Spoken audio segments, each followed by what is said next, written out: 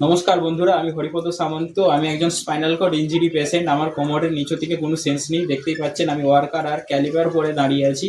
তো আমার বর্তমানে ফিজিওথেরাপির দরকার, আর আমি এখন বেডশোতে ভুগছি। আর বেডশো থেকে বাঁচার জন্য আমাকে কিন্তু ফিজিওথেরাপি করতে হবে, পায়েতে সেন্স আনতে হবে, না হলে কিন্তু আমি বেডশো থেকে বাঁচতে পারবো না। বেডশো আমার প্রতিনিয়ত হতে থাকবে। আমি যখনই বাইরে যাই, কিছু কাজকর্মেতে লাগি, তখনই আমার কিন্তু বেডশো হয়ে যায়, কিছুই করতে পারি না। আর এই বেডশো থেকে বাঁচার জন্য আমাকে ফিজিওথেরাপি ট্রেনিং নিতে হবে, আবার খুব ভালো করে রিহ্যাব সেন্টারে ভর্তি হতে হবে। আর স্পেশালি ধন্যবাদ আপনাদেরকে, কেননা এই কারণেই আমার ভিডিওটাকে আমি এর আগের বার একটি ভিডিও ছেড়েছিলাম, তাতে আপনারা অনেকেই শেয়ার করেছিলেন। আর ওতে 1,500-এর মতো ভিউস এসেছে, কেননা এর আগে কোনো হচ্ছে আমার ভিডিওতে কোনোদিন শেয়ারও হয় না, আর হচ্ছে কেউ এত লোক দেখেও না। তো তাই স্পেশালি আপনাদেরকে হাত জোড়ো করে ধন্যবাদ। আমার পাশে এরকমভাবেই থাকবেন, আর আমার ভিডিওকে প্রতিনিয়ত এরকমভাবেই শেয়ার করবেন যখনই আমি ভিডিও ছাড়বো। তো বন্ধুরা, আমি এর আগে একটি বাজারেতে আলু আর পেঁয়াজ, আদা, রসুন এইসব আমার মায়ের সাথে বিক্রি করতাম। বর্তমানে আমি কিন্তু কোথাও যেতে পারছি না এই বেডসের জন্য, আর ফিজিওথেরাপি করাতে পারছি না। তো ফিজিওথেরাপির জন্য অনেক টাকা দরকার। আর যেখানে পার্ট সার্কাস দিয়ে আমাকে ফোন করেছিল রিহাব সেন্টার দিয়ে, তো ওখানে আমাকে বলেছে যে প্রত্যেক দিন 4,000 টাকা করে কিন্তু লাগবে আপনার ফিজিওথেরাপি করার জন্য। আর যেহেতু আমি এরকম পেশেন্ট, আর আমার এরকমভাবে একটা দুর্ঘটনাবশত এরকম হয়ে গেছে, তো ওনারা জানেন সবই। তাই ওনাদের হচ্ছে সবার সাথে আলোচনা করে, ডিপার্টমেন্টের সাথে আলোচনা করে আমার জন্য 500 টাকা প্রত্যেক দিন ডিসকাউন্ট করবে বলেছে, মানে 3500 টাকা প্রত্যেক দিন লাগবে। তো এরকম 3500 টাকা করে কমসে কম 3-4 মাস আমাকে কিন্তু ফিজিওথেরাপি করাতে হবে। তো 3500 টাকাও দেওয়ার মতো আমার কিন্তু ক্ষমতা নেই। আর আপনারা অনেকেই জানেন আমি ভিডিও বানিয়েছি। আমার মা একজন হচ্ছে আলু বিক্রেতা, মানে বাজারেতে নিচেতে বসে সবজি বিক্রি করে, আর আমি সেখানেই আলু পেঁয়াজ সেখানে আমার মায়ের সাথে বিক্রি করতাম।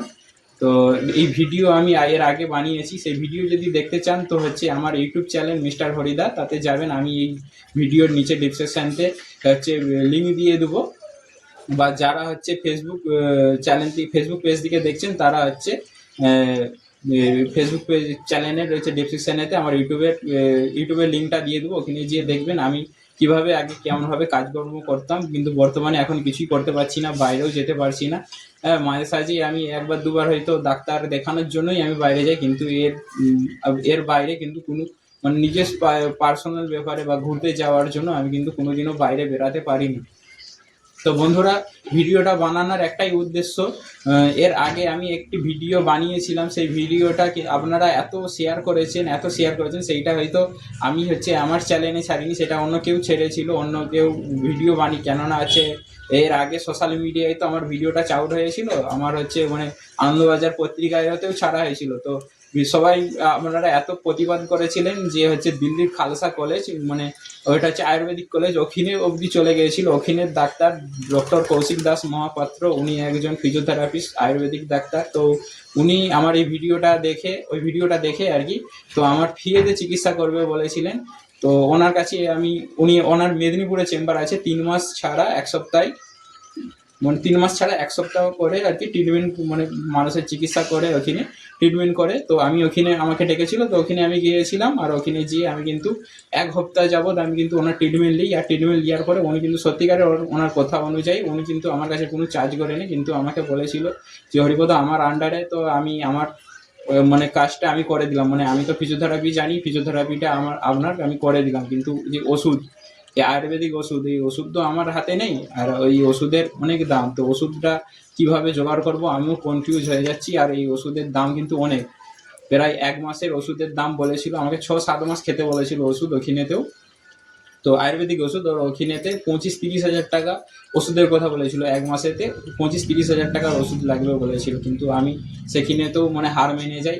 তো আমার তো অত দেওয়ার ক্ষমতা নেই, আর সর্বস্ব সব কিছু শেষ করে দিয়ে আমি কিন্তু ভেলুড়ে যেয়ে আমার চিকিৎসা করে এনেছিলাম। আর তার আগেও মানে আমার এলাকায় সমস্ত আমার গ্রামগঞ্জে সবাই মানুষরা জানে আমার মা কিভাবে চিকিৎসা করিয়েছে। আমার বাড়ির লোকেরা প্রত্যেক ঘরেতে ঘরেতে যেয়ে আমার মা, সবাই, আমার বাড়ির সবাই এরা প্রত্যেক বাড়িতে যেয়ে যে ভিক্ষা করে, মানুষের কাছে সাহায্য চেয়ে আঁচল পেতে আমার মা ভিক্ষা করে আমার কিন্তু এই সার্জারিটা করিয়েছিল। তারপরে আমার কিছু ছিল না, তারপরে যেহেতু যা ছিল সব, তারপরে তো যা ছিল সব ঝেড়ে পুছে একদম আমার বাড়িতে আজকে আমি সর্বহারা, ঠিক আছে, চিকিৎসা করে আমার কাছে আর একটা মানে কানাকড়িও নেই, ঠিক আছে, আমি সব চিকিৎসাই সব শেষ করে দিয়েছি, কিন্তু বর্তমানে আমি আর কোনো চিকিৎসা করাতে পারছি না। তাই আপনাদের কাছে এটাই একমাত্র আমার মানে আশা, ঠিক আছে, তো আপনারা আমার ভিডিওটাকে শেয়ার করবেন, আমার পাশে থাকবেন, তাহলে কিন্তু আমি আগে বাড়তে পারবো, আর হচ্ছে হয়তো বর্তমানে আমি কিন্তু আমার চিকিৎসাটাও করাতে পারবো। তো এইভাবেই আমার পাশে থাকবেন। আর যদি আমাকে কিছু যদি বলতে চান তো হচ্ছে কমেন্ট বক্সে কিছু লিখে আমাকে মানে আপনাদের মতামত আমাকে জানাতে পারেন। আর আমি তো প্রথম, তাই ভালো করে তো ভিডিওটা বানাতে পারি না, ঠিক আছে, পারছি না, তো কিছু মনে করবেন না।